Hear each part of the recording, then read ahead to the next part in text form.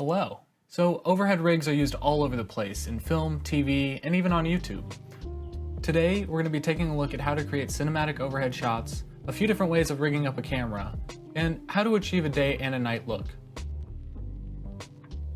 Hi, I'm Jacob Voss, a cinematographer and camera assistant out of Austin, Texas, and together we're going to go over how to change this into this with just a few changes in lighting, set deck, and camera placement. So obviously first we have to bring in the table and then get the camera overhead. And to get the camera overhead, we're going to go ahead and use the tripod. Now for this setup, this is kind of a beginner setup, so really make sure you watch the camera as the setup can be a little precarious. So this is pretty simple. What you're going to do is take the tripod, lean it forward against the table, extend the back leg, and then tilt the tripod head forward all the way. This is going to give you a somewhat overhead view. It's not an ideal angle, but it can get you by in a pinch. Once your camera is in this position, really try to keep a hand on it as much as you can, because things can fall over. Now that we have the camera set up, we're going to go ahead and focus on the lighting.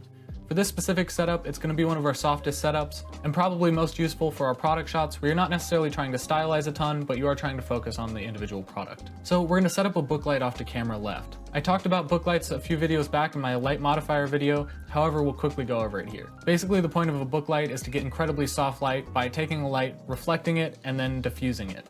So in this instance, we took a 200D, blasted it into a white bounce card, and then ran it through one-stop silk diffusion. Now, I used this setup initially because I thought a softbox would be too sourcey, especially on the reflective surface of the table. However, I kind of found later on that a softbox gave the clip a little more style that I would have liked to see here, but isn't really possible with this degree of softness. The book light itself gives you incredibly soft light. It's a non-offensive shot, not a bad shot necessarily, but I really wanted to see something with a little more style, so that's what we're gonna do in our next setup.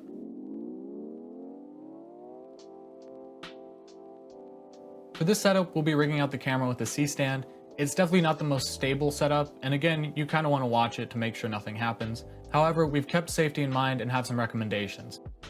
So for this setup, we have something that's absolutely critical and something I recommend people have in their kits regardless, the Manfrotto rapid adapter. So this piece is nice because it has a 5/8 inch receiver on one side, a hole so you can put a 5/8 inch arm or baby pin through it, as well as a 1/4-20 on one side with a nut to tighten down against surfaces.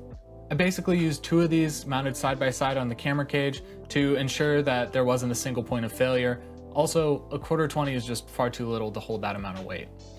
So basically for this setup, I took a C-stand, I rigged out the arm, and then I used these rapid adapters to connect the camera to the arm itself. Now, don't worry, I know some of y'all are still a little iffy on whether or not two 1/4-20s can hold that amount of weight. So just to be safe, we used a safety chain to the arm knuckle itself, wrapped it around, and then wrapped it around the cage. We really cabled it so that it would have no chance of sliding off the end and just providing another point of security. The great thing about using a C-stand to rig out a camera is it's fairly stable as long as you're not in a high movement environment, and it allows you to suspend the camera a lot further than a tripod would.